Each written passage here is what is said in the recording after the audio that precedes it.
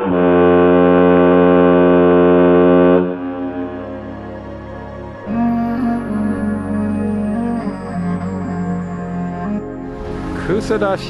Actually, it's Kusadasi. I had it backward. Kusadasi. Set that little hook on the bottom of the SP. We're here with ancient archaeologist Wendy Beck, who's an expert on capitals, and she's about to tell us the difference between Ionic and Corinthian, and maybe a Doric if we can find one here. Yes, I actually think there is a Doric. All right, show us the Doric. The one at the very far end is actually a Doric. And why is that? Doric is very simple. They like very simple things. You'll see there's not a lot of decoration to the capital itself. Next to it, we have a prime example of Corinthians. But actually, I think the one next to it is even a better example. You can see how much decorations the Corinthians like to put on their capitals before they mounted them on the columns. Ionic is more simple, but it still does have a little bit of a flair.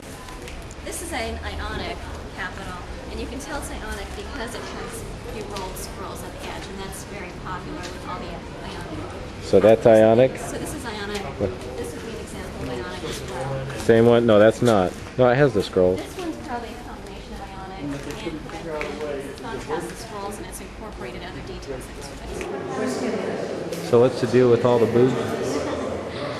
Artemis is supposed to be the goddess of fertility. The breasts represent her fertility, as well as the animals down here represent nature. She's also the goddess of the hunt and nature as well.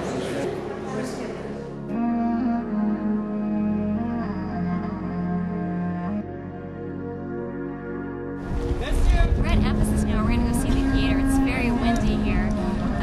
It looked like it was going to rain, but we wish it rained this morning to make the dirt so it wasn't blowing all over us. Now we have to run to go catch up with our tour guide. What's your number? It's windy here. I'm number 34 today. It was originally built during the Hellenistic period in the 3rd century BC by the commander of Alexander the Great. During the Hellenistic period, the city Ephesus became the primary port of Asia Minor. And during the Roman period, it became the capital city of the eastern provinces of the Roman Empire.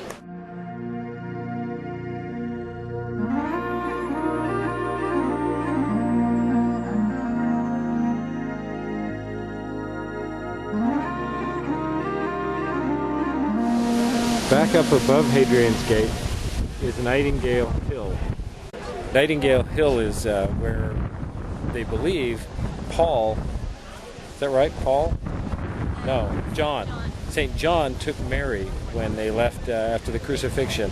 They saw they were on the run from the people who tried to kill them for the next few years, and so they camped up there on the hill, and then eventually went over the top of that hill, found another place, made a hut, and Mary lived her last few years there.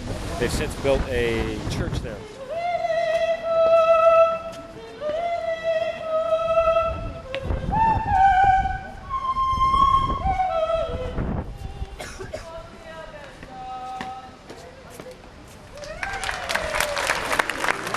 Paul came here. He was preaching in the theater behind me here.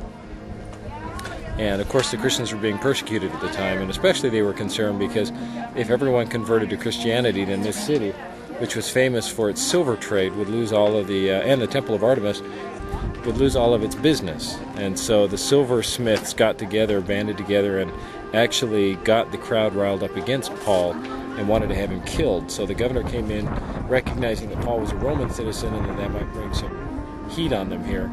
Actually imprisoned him in a hill up behind, or in front of me here, in a tower until they could get him to Rome, where they tried him and eventually killed him. But they had to do it in Rome, not here, so that it was legal and not a lynch mob. But in effect, that's what happened here as Paul tried to preach in this theater in Ephesus. The entire road looks like this. There's that side. There's the front. And there's that side. We're more or less driving up a river.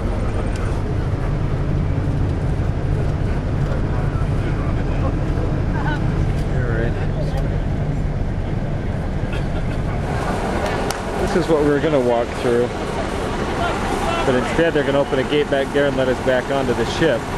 Because behind me, this is what the flood did today. I might come into this shop. This is amazing. You got to see this. This is nothing.